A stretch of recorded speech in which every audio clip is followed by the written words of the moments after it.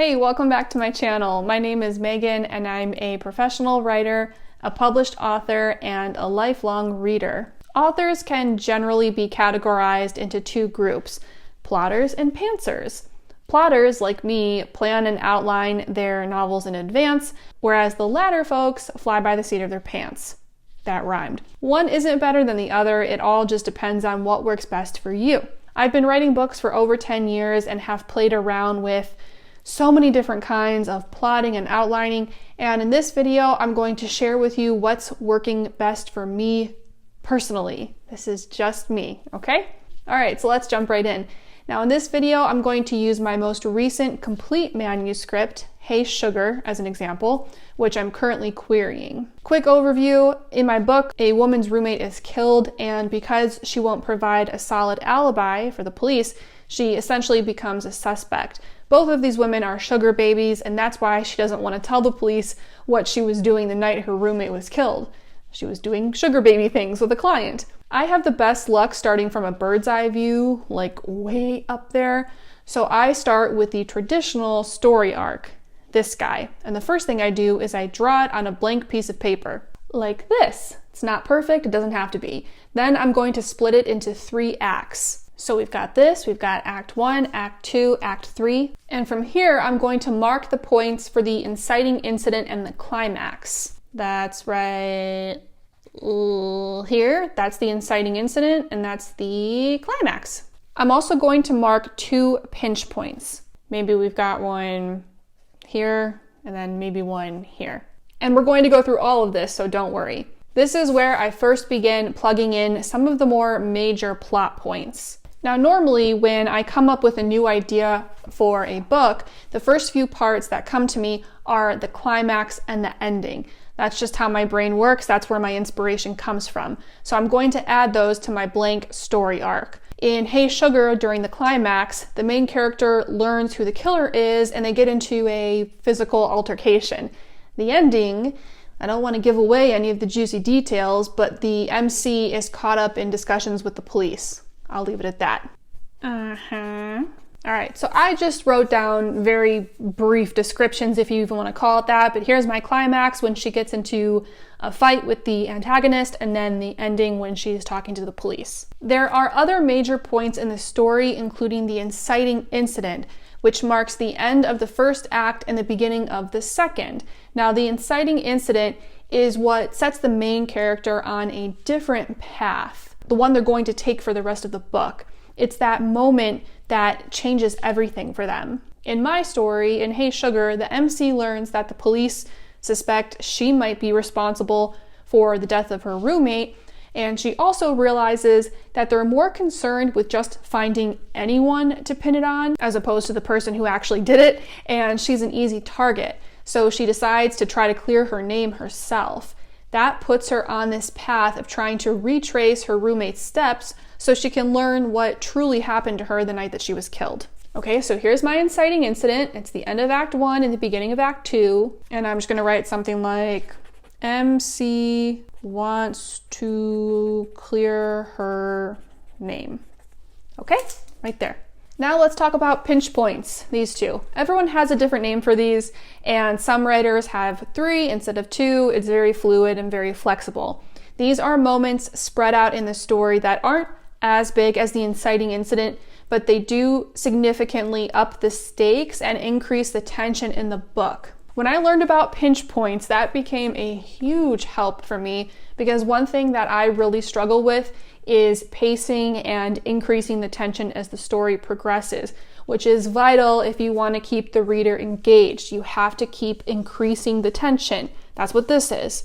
One pinch point in my story is when the main character witnesses her client's driver. So let me back up for a minute. Remember, she's a sugar baby and she has a client who's very wealthy and he has a driver. So she sees the driver engaging in some kind of questionable behavior, which may say that he's living a double life, and this could be a big clue for her. Another pinch point is when my main character is able to prove, thanks to surveillance footage, where her roommate went the night that she was killed. Okay, so I'm gonna add both of those in. You probably can't read that, it doesn't matter. The point is that we're plotting out the most important parts. At this point, we've got some of the key turning points in our plot.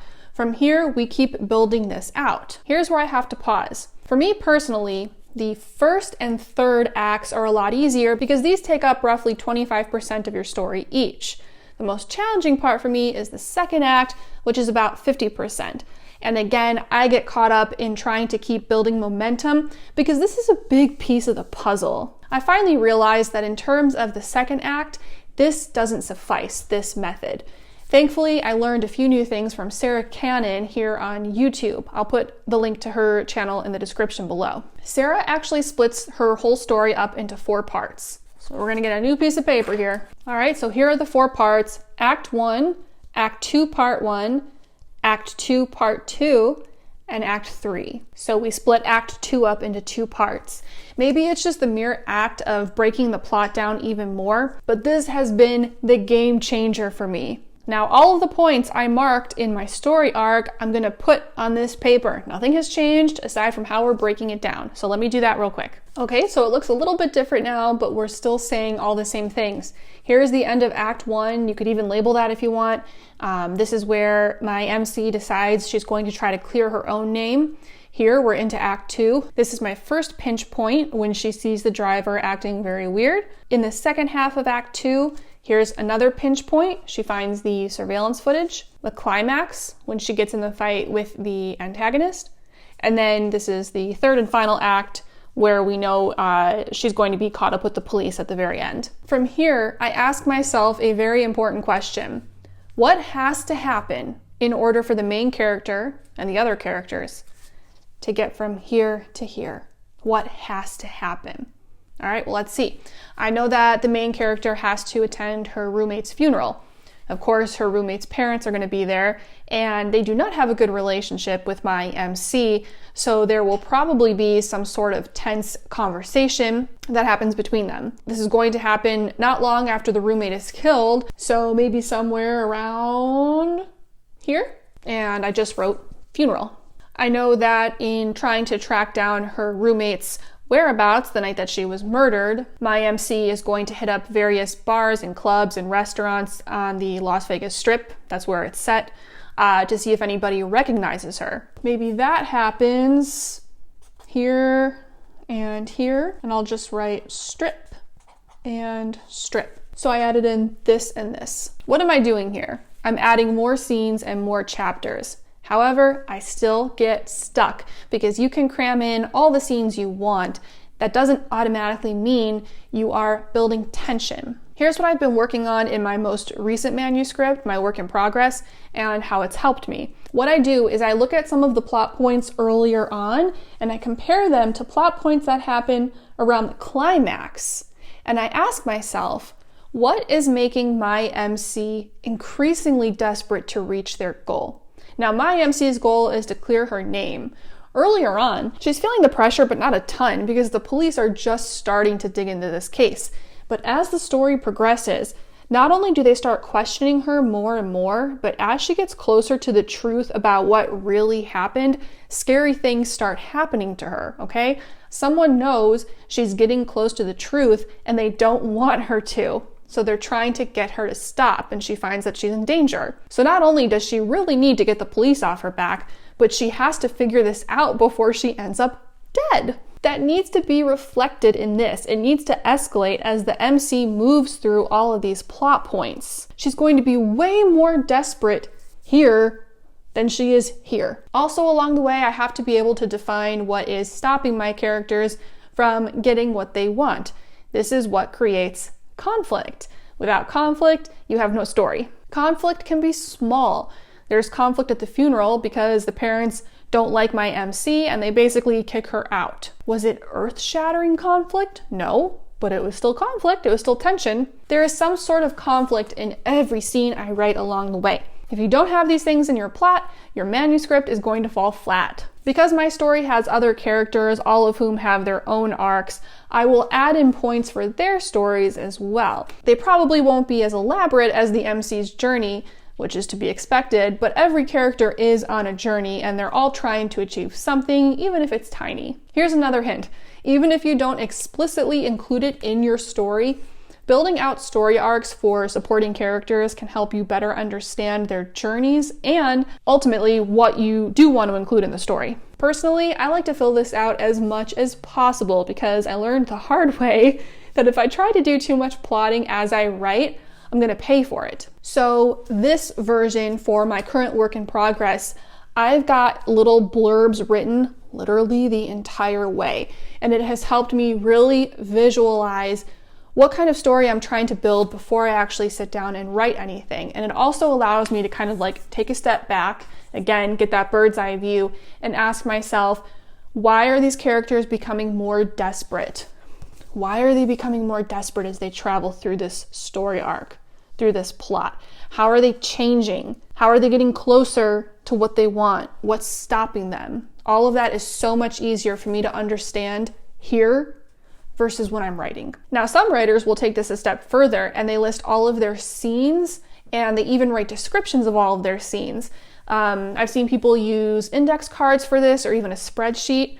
I've tried it personally, I didn't like them because then I actually got too locked into the various scenes and it almost hampers my creativity. I get stuck in these boxes, I get stuck in these scenes that I write and I have a hard time coming up with anything outside of them. On the flip side, when I stick with this and this, it gives me just the right amount of structure without boxing me in. Once I've plugged in as many ideas as I can, I step away for a couple of days or even a week. This lets me come back to it with fresh eyes. I then revisit some of the questions I asked earlier for each character, at least the bigger ones. What are they like in the beginning? What are they trying to achieve? What is stopping them along the way from achieving those things? How are they different here versus here versus here? If I cannot answer these questions in a concrete way, my job isn't done. I want to share a few more tips that have helped me tremendously before I wrap this up, just in case they help you too. Tip number 1, start at the end and work your way back. I was so stuck on writing my stories sequentially that I single-handedly killed my momentum. I don't know why I did this to myself, especially considering that the climax and the ending are usually where my ideas start. I don't know what I was thinking. By starting there, I gave my characters something to work toward. Don't be afraid to go out of order. Tip number 2, act it out. This is going to sound goofy, but it helps. I was working on my current work in progress, the first iteration of it, which I've since scrapped, and my husband and I were having a brainstorming session. We were in the kitchen and we were trying to work out the climax and it just wasn't sinking in for me. So I was like, let's act it out. So in our kitchen, we did exactly that. Kind of like a little skit. It was very cute and silly. We had to really use our imagination because the climax at the time took place in a cabin in the woods and it was very action-packed and very physical, so we didn't do that much. But in bringing those scenes to life, even just a little bit, I was able to definitively say, this is not it, it doesn't work, I don't like it. To this day, I couldn't tell you why. I couldn't tell you what exactly was wrong with it, but I distinctly remember acting it out and feeling that it wasn't the right story. You can read your dialogue out loud. That helps me a ton. If you don't have a buddy to read for other characters, do it alone and just change your voice. Get the thoughts out of your head and vocalize them, act them out, put them out there, and it'll help bring the story to life so you can better identify where any gaps might be. And you'll probably come up with some new ideas too. Tip number 3, when you're stuck, step away. I mean it, go away. I know that writers, man, when we decide we want to write a new book, there is no stopping us, and we are stubborn and we will not quit. All you're going to do is stifle your creativity even more. Don't be afraid to pause and walk away for a week or a month. What'll happen is that you're going to give your brain a break, and when you come back, your outline will feel new again. It'll feel fresh. You won't be so sick of looking at it. And if you feel like you're in a major creative rut, the best solution I've found for me has been to create literally anything. Find a craft you enjoy. Draw, paint, even if you're bad at it, which isn't a thing. Consume other creative works. Listen to music, watch movies. Getting in that creative flow in ways other than writing will help you write. Look at it like research or like exercise, but for writing. You're still helping strengthen those muscles, like this. I've finally cut myself some slack and I allow myself to take breaks instead of beating my head against the wall. And I'm so glad I started doing this because it's made a huge difference in the whole writing process for me. It's a lot more fun and there's less pressure and it's more productive. Whew, that was a lot. I know that there are infinite ways to outline a novel, but I hope maybe the ideas I've shared have planted a few new seeds for you, and hopefully you picked up something new that you want to try. Above all else, we gotta have fun with this. Writing should be fun. So give yourself some space and grace and enjoy the process. Okay, that's it for today. I hope you found this helpful. If you're still here, be sure to give this video a thumbs up and tell YouTube that you like my content. Subscribe if you haven't already, and I'll see you next time. Bye-bye.